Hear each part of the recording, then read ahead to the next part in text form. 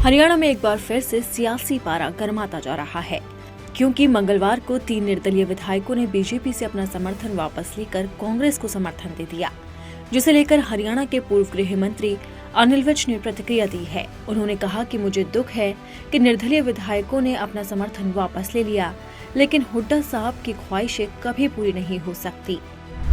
कांग्रेस को समर्थन देने का दुख है, परंतु हुड्डा साहब की ख्वाहिश कभी पूरी नहीं हो सकती।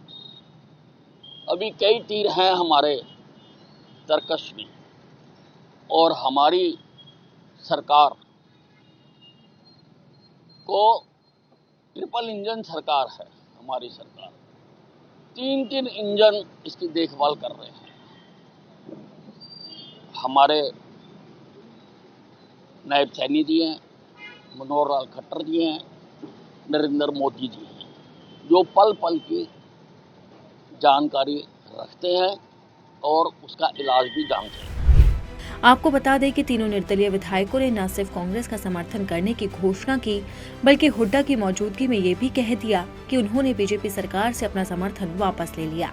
हालांकि अभी तक इन तीनों विधायकों ने विधानसभा स्पीकर को बीजेपी सरकार से समर्थन वापस लेने का अपना लिखित पत्र नहीं दिया। फिर भी घोषणा से सरकार पर दबाव जरूर बढ़ गया है। ऐसे में प्रदेश की बीजेपी सरकार विधायकों के संख्या बल के हिसाब से अल्पमत में आ गई, लेकिन संवैधानिक तौर पर सरकार को अगले 4 महीने तक किसी तरह का कोई खतरा नहीं है।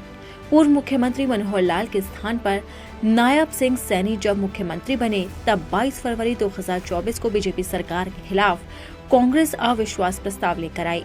उस समय निर्दलीय विधायकों के सहयोग और समर्थन के चलते बीजेपी बहुमत साबित करने में कामयाब हो गई थी।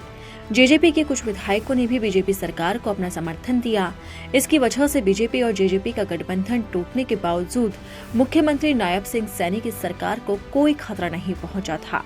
संवैधानिक दृष्टि से 22 फरवरी के बाद से अगले 6 महीने तक नायब सिंह सैनी की सरकार के खिलाफ कोई अविश्वास प्रस्ताव नहीं लाया जा सकता। इस हिसाब से अल्पमत में होने के बावजूद सरकार को 22 अगस्त तक किसी तरह का खतरा नहीं है।